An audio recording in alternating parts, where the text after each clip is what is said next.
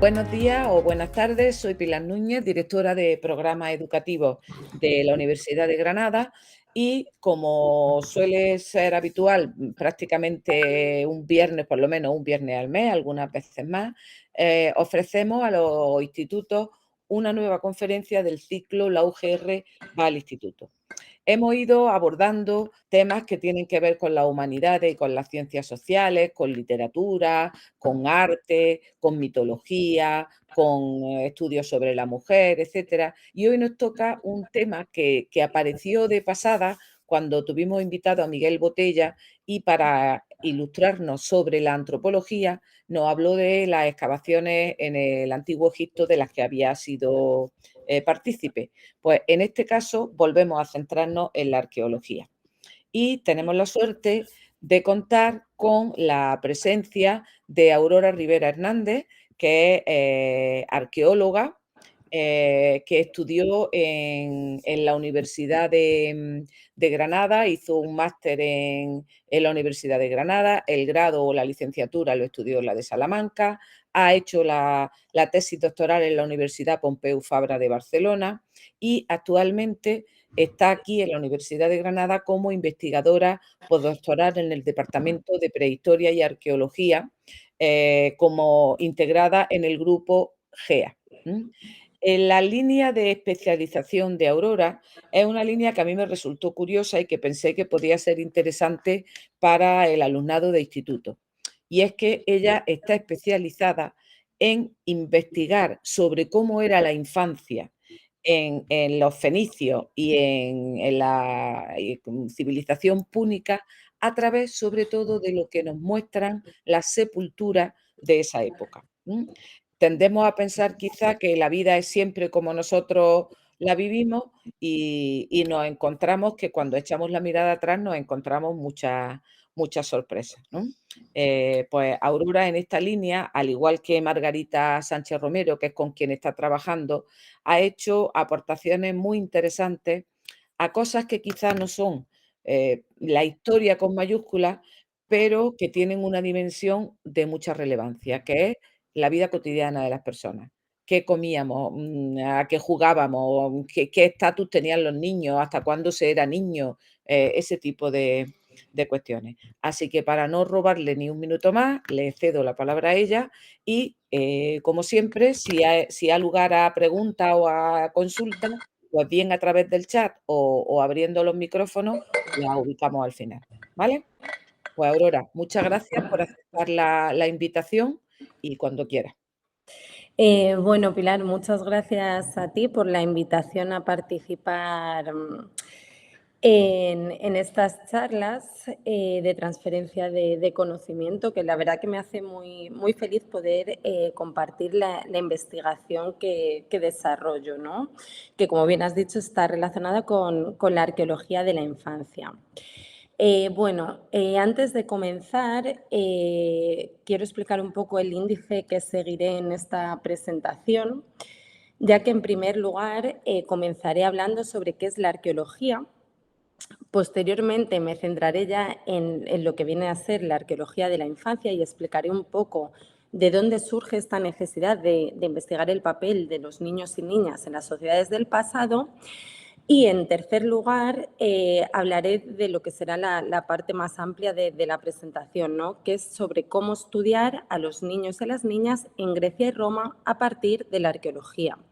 Y para ello os hablaré de la información que sobre los niños nos pueden aportar los cuerpos, los objetos y los espacios.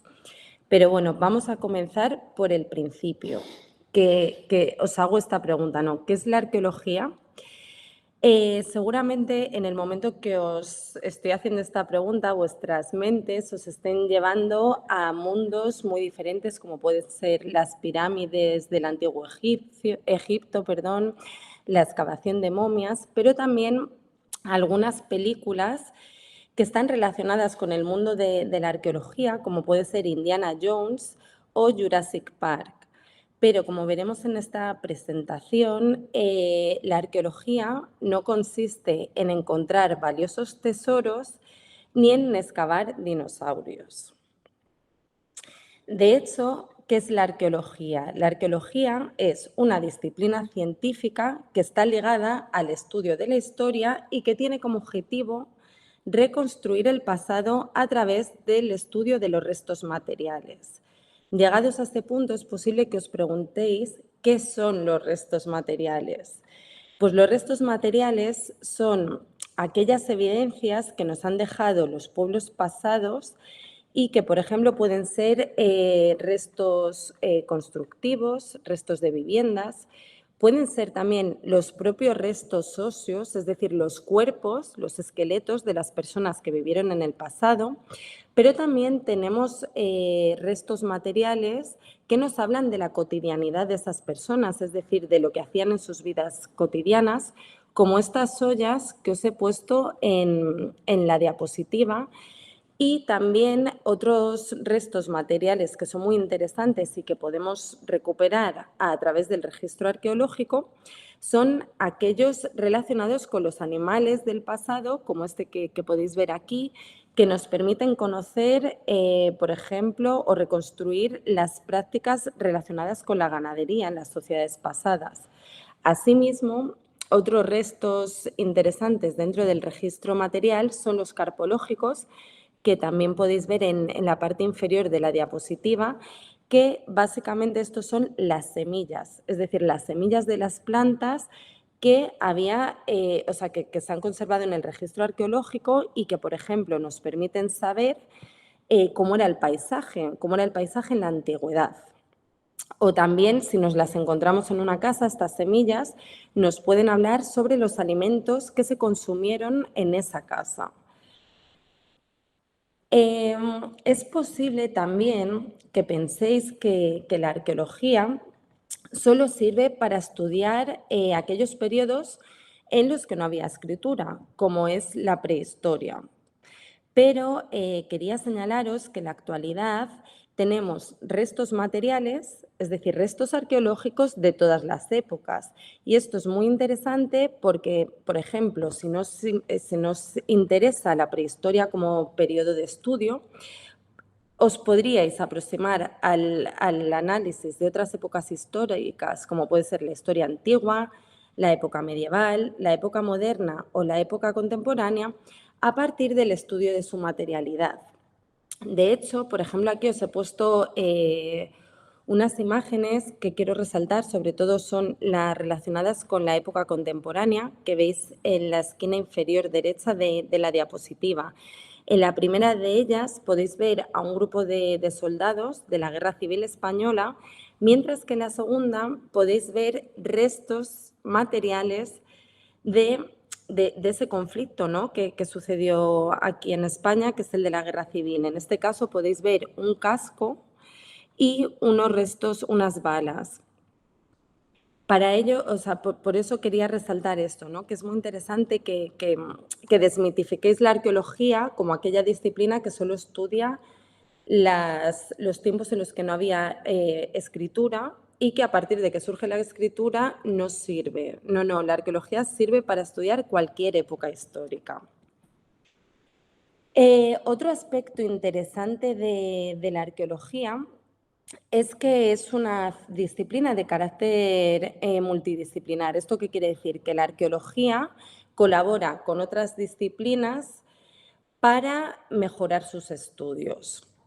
Asimismo, el hecho de que la arqueología estudie diferentes épocas históricas ha permitido que dentro del campo arqueológico se creen una serie de subcampos. Por ejemplo, está la egiptología, que sería la disciplina encargada de reconstruir la sociedad y la historia egipcia.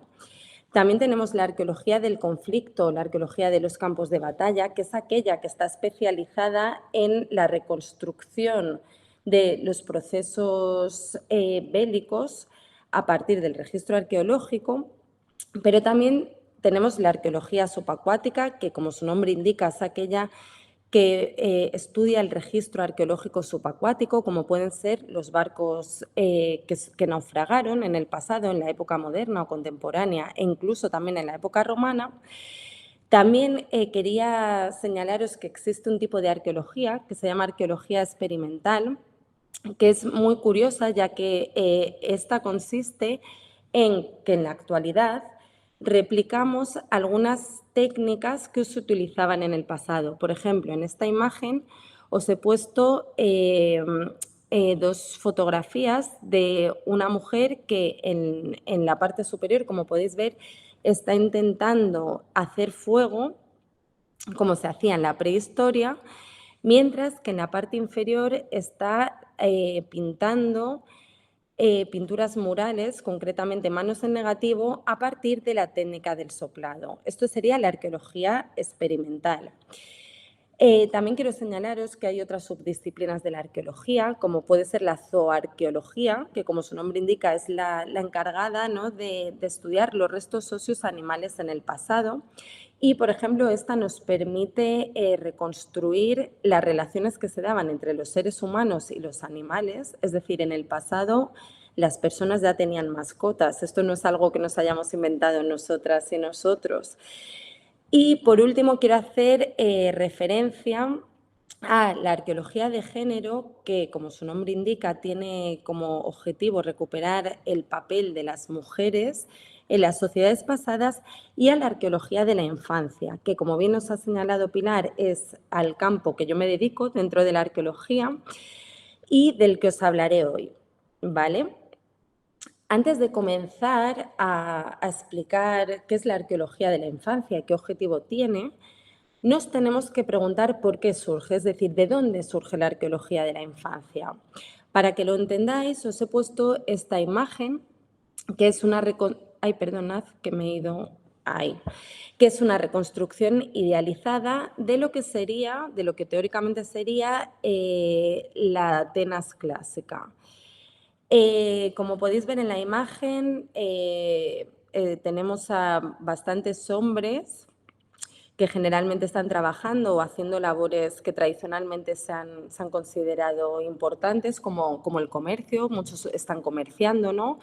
Si nos fijamos, vemos menos mujeres y lo que hay poquísimos son niños y niñas. De hecho, los niños y niñas que hay en esta imagen os los he marcado con un círculo rojo, ¿vale? Esto pasa en una representación de la Atenas clásica, pero es que si nos vamos a una reconstrucción idealizada de la vida cotidiana en Roma, vemos que no hay ni un niño representado.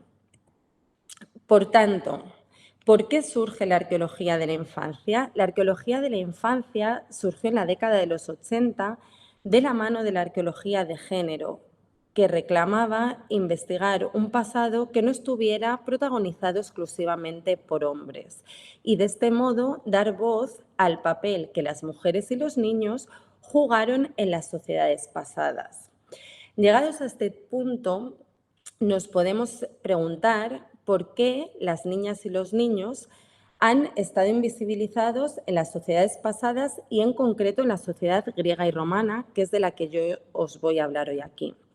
Bueno, en primer lugar, esta invisibilidad de los niños y de las niñas es consecuencia de que cuando hemos estudiado, la sociedad griega y romana, hemos aplicado una concepción actual de la infancia que la identifica como un periodo exclusivamente de juego. De hecho, si volvemos a esta imagen de la Atenas idealizada, los niños que hay, que aparecen en 4 ocasiones, siempre están desempeñando funciones lúdicas.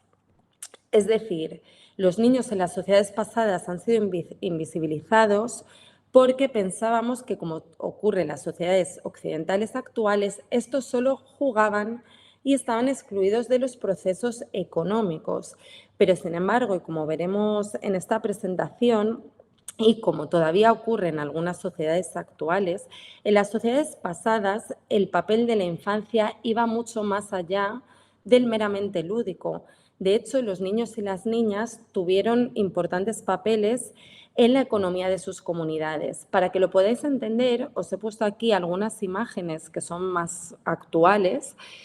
Una de ellas representa a unos niños trabajando durante la Revolución Industrial Y otra de ellas, que es la de la esquina inferior derecha, es una imagen actual procedente de Nepal, que demuestra cómo en algunas sociedades actuales todavía las niñas y los niños siguen interviniendo en los procesos económicos de sus comunidades. De hecho, estos dos niños, que son muy pequeñitos, deben de tener entre 5 y 6 años, están trabajando en la industria del ladrillo. Otra, aparte de esta traslación al pasado de la concepción actual de la infancia como un proceso meramente lúdico, otras cuestiones que han llevado a esta invisibilización de los niños y las niñas en la sociedad griega y romana es que las fuentes textuales que nos dejaron los escritores griegos y romanos relacionadas con esta primera etapa de la vida, es decir, con la infancia, son muy limitadas. Y cuando los escritores griegos y romanos nos hablan sobre niñas y niños, hay que señalar que sobre todo nos hablan sobre niños de la élite. Por ejemplo, no hacen referencia a las vidas de los niños y niñas esclavos. Sin embargo, a partir de que, por el panorama que os he contado, ¿no? Parece que es muy difícil aproximarnos al estudio de la infancia en Grecia y Roma, pero sin embargo, la arqueología nos da una serie de herramientas que nos permiten reconstruir la vida de estas niñas y niños. ¿Cómo podemos hacerlo? Pues como os he dicho, gracias al registro arqueológico. ¿Pero por qué el registro arqueológico nos permite reconstruir la vida de las niñas y niños en Grecia y Roma? Pues en primer lugar, porque nos brinda la oportunidad de acceder al estudio de los cuerpos de los niños. Como os he puesto en la imagen, los cuerpos de los niños los podemos identificar sobre todo a partir de sus sepulturas. Es decir, cuando excavamos un cementerio, los arqueólogos nos encontramos las sepulturas y entre ellas hay sepulturas infantiles que nos permiten acceder al estudio de esos cuerpos. Además, dentro del registro arqueológico, aparte de los cuerpos, también contamos con una serie de objetos que nos hablan sobre la infancia. Entre ellos os he puesto aquí algunos de estos objetos, como un caballito de juguete que procede de Atenas y un elemento que a lo mejor así no podéis identificar de primera mano, pero que es una trona. ¿Cómo sabemos que es una trona? Porque como os he puesto en la última imagen, en la que está más a la derecha, tenemos representaciones que muestran a niños que están subidos en esta especie de tronas, mientras sus madres o sus cuidadoras los vigilan. Aparte de los objetos, una vez tenemos identificados los objetos que se pueden relacionar con el mundo de la infancia, estos permiten que hagamos nuestro análisis arqueológico en otros espacios, como son los contextos domésticos, los productivos y los santuarios. Es decir, una vez los arqueólogos y arqueólogas sabemos que en Grecia y Roma, por ejemplo, los niños jugaban con estos caballitos, cuando estamos excavando una casa y vemos un caballito de este tipo, podemos pensar que ese caballito está allí porque un niño estuvo jugando con ese caballito en una casa. ¿Vale? Ahora lo que voy a hacer es dividir la presentación en cuerpos, objetos y espacios. Es decir, os voy a hablar sobre qué información nos dan los cuerpos de los niños en Grecia y Roma, los objetos que se pueden relacionar con ellos y los espacios en los que estos niños interactuaron. Voy a empezar con el estudio de los cuerpos. Es importante que sepáis que el estudio de los cuerpos se puede hacer desde una perspectiva biológica. ¿Esto cómo se hace? A partir de análisis osteoarqueológicos y bioarqueológicos que no hacemos los arqueólogos, sino que hacen los antropólogos físicos. De hecho, esta serie de estudios es importante que sepáis que no se suelen hacer directamente en las excavaciones, sino que cuando los arqueólogos y arqueólogas excavamos una tumba, le damos los restos óseos que hemos encontrado en esa tumba a un antropólogo o antropóloga que se encarga de decirnos, una información sobre esos restos óseos que les hemos entregado. Por ejemplo, los antropólogos nos pueden decir la edad que un niño o niña tenía cuando falleció, pero también nos pueden hablar de algunas enfermedades que estas niñas y niños padecieron durante sus vidas. Para que lo entendáis, os he puesto aquí un caso de estudio que procede del Ágora de Atenas. En el Ágora de Atenas se excavó un pozo que está aquí marcado con un punto naranja en el mapa que os he puesto en la derecha, donde se encontraron los restos esqueléticos, es decir, los cuerpos, los cadáveres pertenecientes a 459 individuos infantiles. Gracias a los estudios antropológicos, también hemos podido saber que todos esos niños fallecieron entre el periodo neonatal, es decir, un mes después del nacimiento, y fetal. ¿Qué quiere decir? Que en este pozo se agruparon los restos óseos de criaturas que fallecieron muy temprano, probablemente como consecuencia de los peligros relacionados con el parto, el posparto y el primer mes de vida. Junto a ellos, los estudios zooarqueológicos nos han permitido saber que también fueron enterrados 150 perros. Esto es muy interesante porque los perros en Grecia tenían el poder de purificar y de curar. Entonces es posible que estos perros fueran enterrados con estos niños para que purificaran la muerte de los pequeños y también para que los curaran en el más allá. Gracias a los cuerpos que se encontraron en este pozo, también hemos podido conocer las enfermedades que padecieron algunos de estos niños. De hecho, aquí os he indicado, os he puesto, la imagen de un cráneo de un niño que padeció hidrocefalia. La hidrocefalia es una enfermedad que consiste en la inflamación del cráneo. A la derecha os he puesto el aspecto que tendría un niño con hidrocefalia. Es interesante que sepáis que esta enfermedad, que aún se da en la actualidad, tiene una mortalidad muy elevada. Por tanto, es interesante resaltar que el hecho de que el niño que fue enterrado en este pozo, que padeció hidrocefalia, viviera 6 o 8 meses. Porque ¿esto qué nos quiere decir? Nos quiere decir que sus cuidadores, probablemente sus progenitores y seres queridos, hicieron un esfuerzo por mantener a este niño con vida. Entre los cuerpos o restos esqueléticos de estos niños procedentes del Pozo del Ágora de Atenas, se ha encontrado el caso de otro niño que padeció el síndrome del paladar hendido. Como podéis ver en la imagen, este niño también habría tenido un aspecto diferente, pero a pesar de ello se le cuidó. ¿Por qué resalto o por qué insisto en este aspecto de cuidar a los niños enfermos o a los niños que eran diferentes? Pues insisto en esto porque tradicionalmente se ha pensado que las niñas y los niños en el pasado, en las sociedades pasadas, importaban poco y que una práctica común de estas sociedades sería el infanticidio o el sacrificio infantil.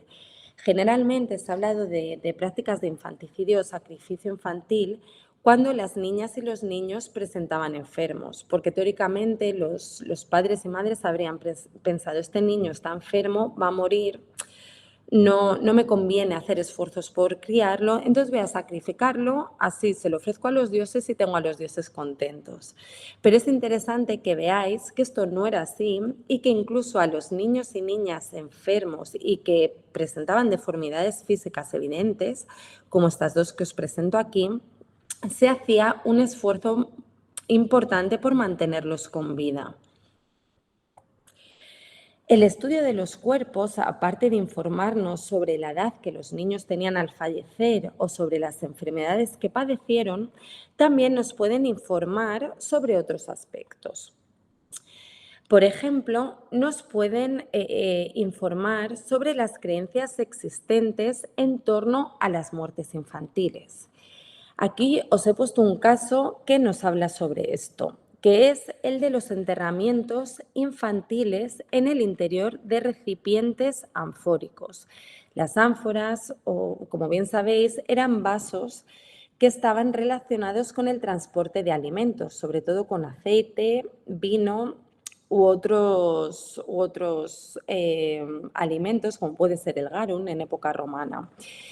Tradicionalmente se había atribuido que las niñas y niños que fallecieron a muy corta edad eran enterrados en estas ánforas, en estos recipientes cerámicos, porque su muerte interesaba poco o afectaba poco, ¿no?, a las familias. Entonces, para deshacerse de los cadáveres de los pequeños cuando fallecían, habrían utilizado este tipo de vasos que tenían al alcance en sus casas. Es decir, se habían interpretado como enterramientos pocos cuidados. Sin embargo, los textos médicos romanos comparan el útero femenino con un jarrón. Esto es muy interesante porque esta práctica de enterrar a los niños en recipientes anfóricos o en jarrones se podría interpretar como que estas formas de enterramiento funcionaron como metáforas del vientre materno. ¿Y esto qué podría simbolizar? Una voluntad de proteger y alimentar a los niños y las niñas una vez que estaban en el mundo de ultratumba, pero también una voluntad de que esas niñas y niños que habían fallecido a edades tan tempranas renacieran. En otras ocasiones, el modo en que se dio sepultura a los niños nos puede ofrecer información sobre las prácticas de crianza. Aquí os he puesto dos casos procedentes de la necrópolis griega de Himera, que está en Sicilia. En el primero de ellos vemos una tumba que está en la parte intermedia de la diapositiva, que realmente no es una tumba normal, es decir, no se excavó una tumba para enterrar a un niño, sino que realmente es una bañera, tal y como podéis ver en esta figurilla que representa a una mujer que está bañando a un niño. Esto es muy interesante porque nos habla de prácticas de crianza, es decir, de los cuidados que recibían los niños en el seno de sus comunidades, pero también nos habla de otra cosa, ya que sabemos que en ámbito griego, cuando los niños nacían, había un rito de paso que era el primer baño, que consistía en bañar al niño y de este modo eliminar todos los restos relacionados con el embarazo, o sea, con el parto. Esto era una forma simbólica de marcar que el niño se había separado de su madre y también de hacerlo entrar en contacto con algunos elementos propios del mundo terrenal, como es el agua. Aparte, otras tumbas, como la que está justo en la parte de abajo, nos hablan de otras costumbres de crianza que había en relación a las niñas y niños en el mundo grecorromano. Como podéis ver, aquí os he marcado un aro, podéis ver, es un aro metálico que se encontró sobre el húmero de un niño en la necrópolis de Himera. Gracias a la iconografía que podéis ver a la derecha, hemos podido constatar que estos aros realmente eran los cierres de los pañales, porque otra costumbre muy habitual en mundo griego y romano fue la de envolver los cuerpos de los pañales, porque se pensaba que los niños y niñas cuando nacían tenían las extremidades muy maleables. Entonces, las madres y padres envolvían a los niños con el fin de que sus extremidades se hicieran más fuertes. Por último, el modo en que se protegieron los cadáveres de los pequeños y difuntos a la hora de enterrarlos, también nos puede hablar de los cuidados invertidos en los funerales.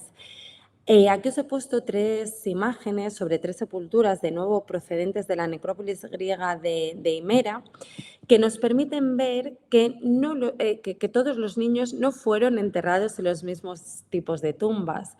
Y esto es muy interesante, ya que nos permite hacer apreciaciones, por ejemplo, relativas al estatus social de estos niños. En la primera imagen, en la que tiene la letra A, el niño fue enterrado sobre un simple trozo de teja, lo que nos puede dar información o aludir a que este niño pertenecía a una familia de estatus social bajo. En cambio, en las sepulturas B y C se hizo un mayor esfuerzo constructivo a la hora de enterrar a los pequeños. De hecho, se construyeron tumbas destinadas a albergar sus pequeños cuerpos, que nos permiten decir que estas niñas y niños probablemente pertenecieron a familias de un estatus social más elevado. Por tanto, en la antigüedad, como ocurre en la actualidad, las niñas y niños no eran iguales. Otro aspecto muy interesante en relación con el estudio de los cuerpos de las niñas y niños es cómo estos eran adornados. Ya que fueron, para adornar a las niñas y los niños, usaron joyas, adornos, pero también amuletos, es decir, joyas que tenían un carácter que iba más allá del meramente ornamental. De hecho, estas joyas y estos amuletos tenían la función de proteger a los niños y a las niñas, pues la mortalidad infantil en el pasado era muy elevada. Por ejemplo, aquí os he puesto algunos ornamentos que nos permiten también ver esas diferencias que había entre niños y niñas. Los primeros que podéis ver en la parte izquierda de la diapositiva son falos que sabemos que eran empleados sobre todo por los niños varones. Mientras que en la parte intermedia os he puesto las lunulae, que son lunas, que sabemos que se utilizaban por las niñas. Por tanto, esto es muy interesante porque cuando estamos excavando una tumba y nos encontramos un amuleto de un falo o de una luna, podemos saber si esa tumba perteneció a un niño o a una niña. Aparte, un ornamento muy famoso en mundo romano es este que os he puesto en el medio de la diapositiva, que se llama bula. Este tipo de ornamento nos habla del género de los niños, puesto que solo era llevado por los niños varones, pero también nos habla del estatus social, ya que este tipo de ornamentos solo los llevaban los niños de las élites.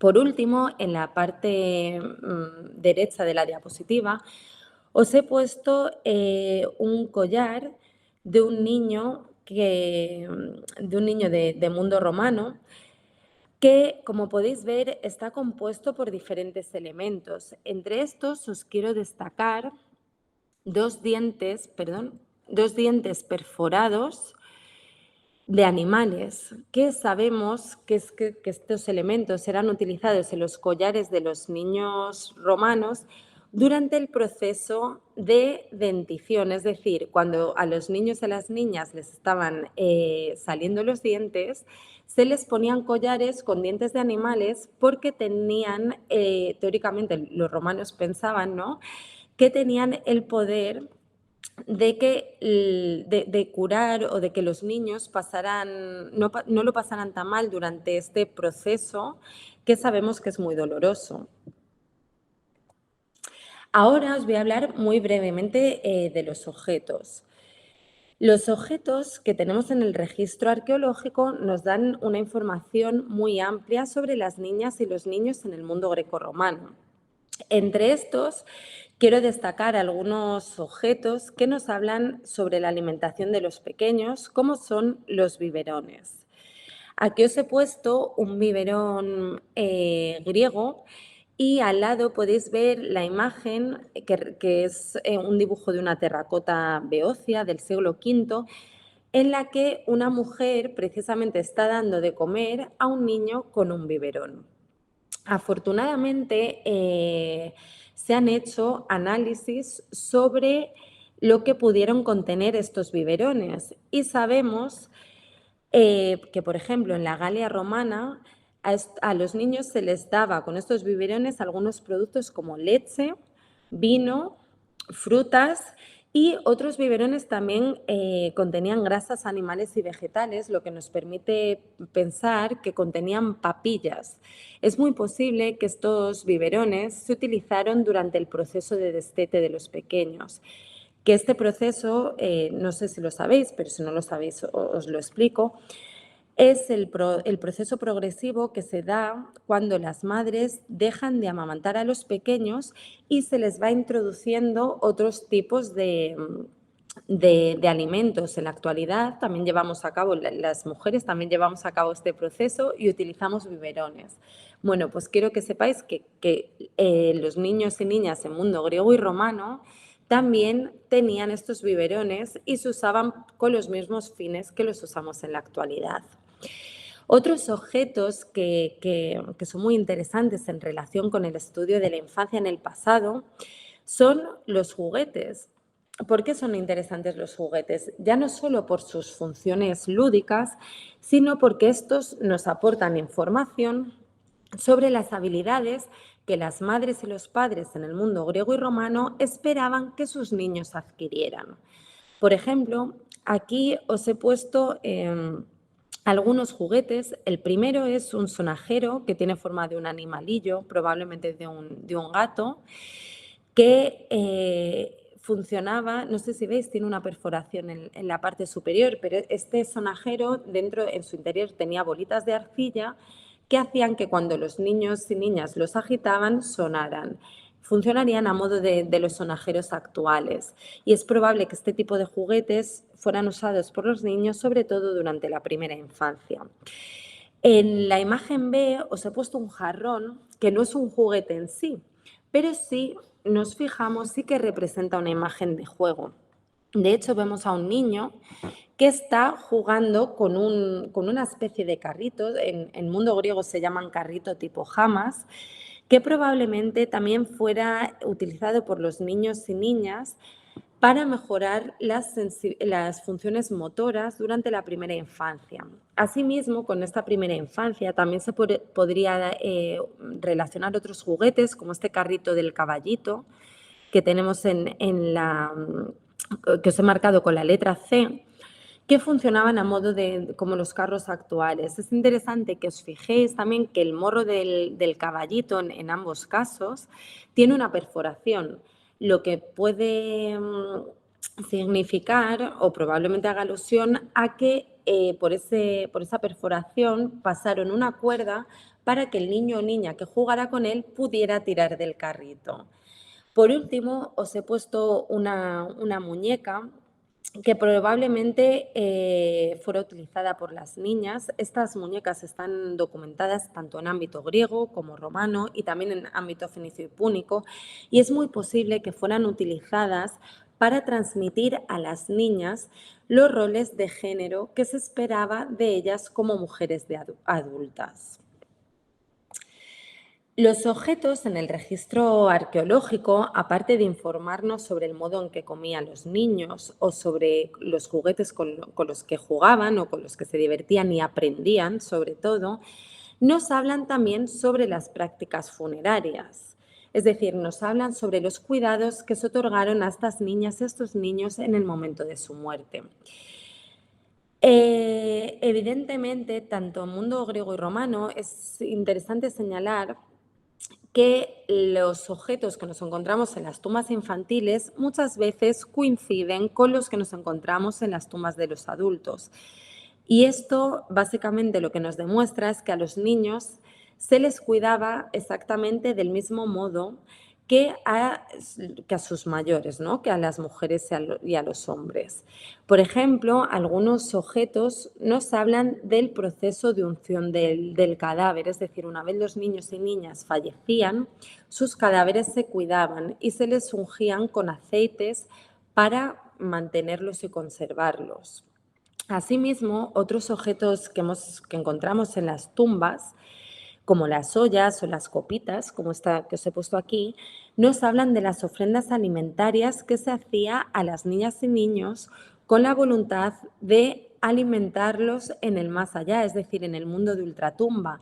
Los cuidados a las niñas, a los niños, no se limitaban en vida, sino que también se les cuidaba en el momento que fallecían, y esto es muy importante. Otros elementos que tenemos en las necrópolis y en los cementerios son las estelas funerarias. Las estelas funcionan del mismo modo que funcionan las lápidas, es decir, en ellas se escribía el nombre del niño o de la niña que fallecía. En ocasiones también se aludía a la edad que tenía. Por ejemplo, aquí os he puesto el epitafio de Lucio Satidios Critias, que se localizó en Roma, y que nos informa que este niño, cuando murió, tenía 2 años, 7 meses, 15 días y 5 horas y media. Os lo he puesto porque es muy interesante, ya que en este caso, este epitafio nos da la edad cronológica del niño, es decir, nos la da en años, en meses y en días. Asimismo, otra cosa interesante de la presencia de estas estelas, lápidas o marcadores funerarios es que nos informan que una vez los niños morían y eran enterrados y pasaba un tiempo tras su entierro, eran posteriormente visitados por sus seres queridos. Es decir, se les honraba en el más allá, en el mundo de ultratumba.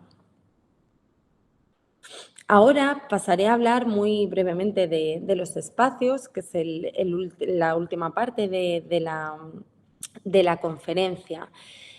En primer lugar, un aspecto a señalar es que el espacio donde las niñas y niños son más visibles a partir del registro arqueológico, son los espacios funerarios, es decir, los cementerios y otros sitios donde las niñas y niños fueron enterrados, como los espacios domésticos y productivos.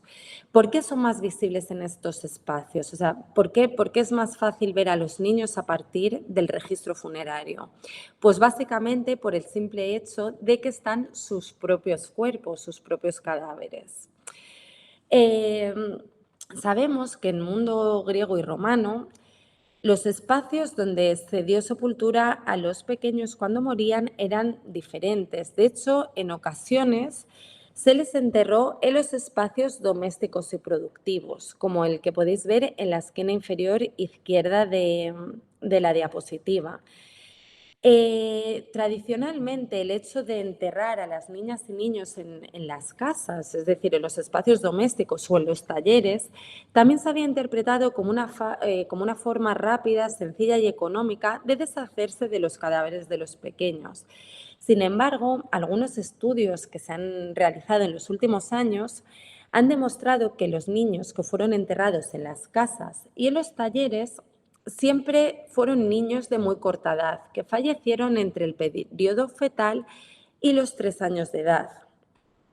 Esto ha permitido interpretar que los pequeños eran enterrados en las casas y en estos talleres no por su bajo valor social, sino por la voluntad que tuvieron sus progenitores y seres queridos de señalar que esos niños todavía pertenecían al ámbito doméstico, es decir, eran tan pequeños que su mundo social fue básicamente el mundo de la casa, el mundo de la familia, de la mujer, de la casa.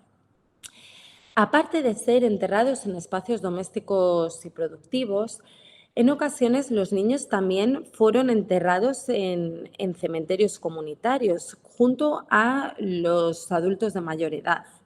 Por ejemplo, aquí os he puesto el caso de la necrópolis griega de Himera, donde los niños constituyen el 38% de los difuntos. Es decir, los niños en esta necrópolis estuvieron muy bien representados y fueron totalmente aceptados en el espacio que compartían sus mayores.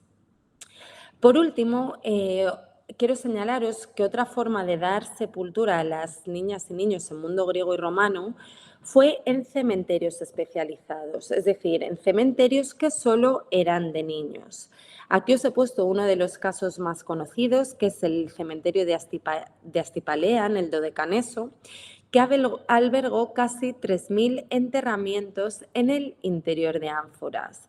En este caso, el hecho de agrupar a los niños en cementerios especializados, es decir, solo destinados a ellos, se ha interpretado como una forma de marcar la edad social de estos infantes. Como os he explicado anteriormente, los enterramientos en ánforas probablemente simbolizaban ese vientre materno.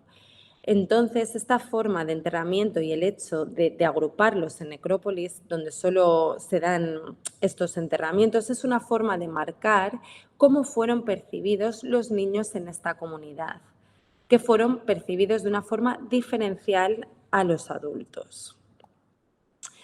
Aparte de identificarlos en los espacios funerarios, una vez hemos identificado la cultura material de los niños, es decir, los restos materiales de los niños, podemos identificarlos en otros espacios, como son los espacios sacros.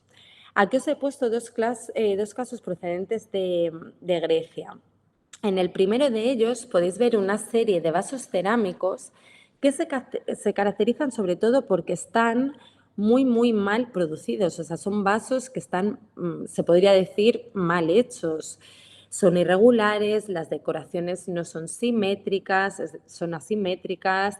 Además, sabemos que estos vasos producidos con cerámica no fueron cocidos, es decir, se hicieron con arcilla cruda.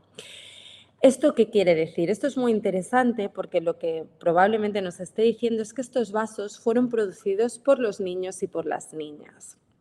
Estos vasos fueron precisamente encontrados en el santuario de Artemis en Eretria, que podéis ver en la derecha de la diapositiva, y funcionaron como esbotos. Por tanto, ¿qué nos dicen? Estos vasos lo que nos están diciendo es que los niños y las niñas participaron en las ceremonias que se llevaron a cabo en estos santuarios. Y no solo nos hablan de esto, sino que nos dicen que los niños y las niñas también fueron productores de cerámica. Y esto es muy interesante porque nos permite ver a los niños como sujetos activos en las economías de sus comunidades. Es decir, probablemente los niños y las niñas utilizaran la arcilla como actualmente utilizamos la plastilina para aprender a hacer pues diferentes vasitos, pero de este modo en Grecia y Roma los niños y niñas aprendían las tecnologías relacionadas con la producción cerámica. En el caso inferior os he puesto otra serie de figurillas que en este caso también es muy posible que fueran fabricadas por niños o por niñas, tal y como refleja su factura, que como volvemos a ver es de muy mala calidad. Quiero señalaros que en este caso las figurillas no son de cerámica, sino que son de bronce. Por tanto, estas figurillas de nuevo, estas figurillas no fueron localizadas en el santuario de Artemis, sino en el de Zeus, en Olimpia, y también funcionaron como esbotos. Por tanto, se puede hacer la misma lectura que en el caso de las cerámicas. Estas figurillas nos hablan de que las niñas y niños participaron en los rituales, pero también nos hablan de la introducción de los pequeños en los procesos de producción metalúrgica. Aparte de visualizar a los niños a partir de la cultura material en contextos funerarios, como hemos visto, sacros, también podemos visualizarlos en contextos que tradicionalmente se han considerado un marcador de la masculinidad, como son los campamentos militares romanos. Aquí os he puesto un caso que es con el que finalizaré, que es un campamento del mundo romano, se llama Vindolanda, y este campamento es muy famoso porque en él se ha documentado la colección de zapatos romanos más grande de toda la historia. De hecho, es una colección que cuenta con más de 400 zapatos. Es interesante que sepáis que entre estos zapatos se han encontrado zapatos de niños o niñas, que son los que os he marcado, de los que podéis ver la imagen en la parte inferior derecha de la diapositiva. ¿Esto qué quiere decir? No quiere decir que las niñas y niños estuvieran en los campamentos militares porque participaran de forma activa en las batallas, sino que probablemente estaban allí formando parte de esas familias de los soldados que participaban en los ejércitos. Y esto es muy interesante porque la presencia de los niños y niñas en los campamentos, aunque no pelearan aunque no participaran en la lucha, sí viendo cómo se comportaban sus padres, podían socializarse en algunos roles, por ejemplo, relacionados con la estrategia militar y con, en general, las batallas y la política. Evidentemente, todos estos objetos materiales de los que os he hablado en la conferencia nos permiten reconstruir imágenes sobre el pasado mucho más inclusivas, como esta que os he puesto para finalizar, que representa el exilio de la ciudad de Baécula, en Jaén, durante la Segunda Guerra Púnica, y que nos permiten ver que estos procesos, como son las guerras, las batallas, donde solo se habían pintado a hombres luchando, tuvieron un calado que va mucho más allá y que afectaron también la vida de mujeres, de niños y en general de todos los miembros de la comunidad. Bueno, espero que os haya gustado y por mí esto es todo. Muchas gracias. Muchísimas gracias a ti, Aurora. Muy interesante, muchas cosas que no se saben habitualmente. Y a mí me gustaría hacerte una pregunta. Sí, Mira, claro. en las excavaciones de distintos periodos, se ve que, digamos, que la infancia va adquiriendo un mejor estatus, es decir, que hay más cuidado hacia los niños y las niñas, que tienen más importancia en la sociedad. O sea, ¿se puede decir que el trato a la infancia aparece en las excavaciones como un indicativo de que las sociedades se van haciendo más urbanas, más complejas, más... Vale, o sea, lo que me estás preguntando es si el tratamiento a la infancia mejora según avanza la época. Mm, Pues es una pregunta muy interesante, que es parte del marco teórico que yo suelo plantear y aquí no lo he querido mencionar, pero básicamente lo que pasa es que los primeros estudios históricos y arqueológicos que se hicieron sobre infancia en el pasado repetían una serie de tópicos que básicamente venían a decir que las niñas y niños en el pasado interesaban poco. ¿Por qué habrían interesado poco?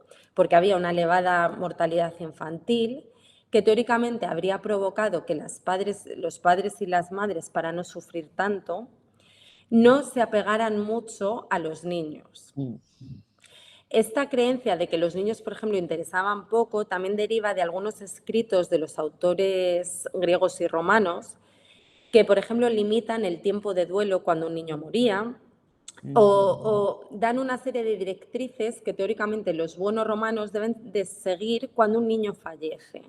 Pero esto realmente son una serie de tópicos y estereotipos, porque las excavaciones arqueológicas precisamente lo que están demostrando es que los niños desde la prehistoria eran cuidados, es decir, porque al final de los niños y las niñas de las sociedades dependía que las propias sociedades se reprodujeran. mm, Entonces, el hecho de que la infancia ha mejorado con los pasos de los años o el tratamiento de la infancia es un estereotipo que no es cierto. De hecho, cuidados hacia las niñas y los niños ha habido siempre. Lo que es verdad que en algunas épocas como la prehistoria, que evidentemente no tenemos escritura, es más difícil, ¿no? Aproximarnos a estos cuidados, pero la arqueología en los últimos años sí que está permitiendo ver estos cuidados. mm. Mm. Y otra pregunta que yo creo que muchas veces no se sabe y que es un dato interesante. ¿Hasta qué edad duraba la infancia en las civilizaciones de lo que llamamos la edad antigua?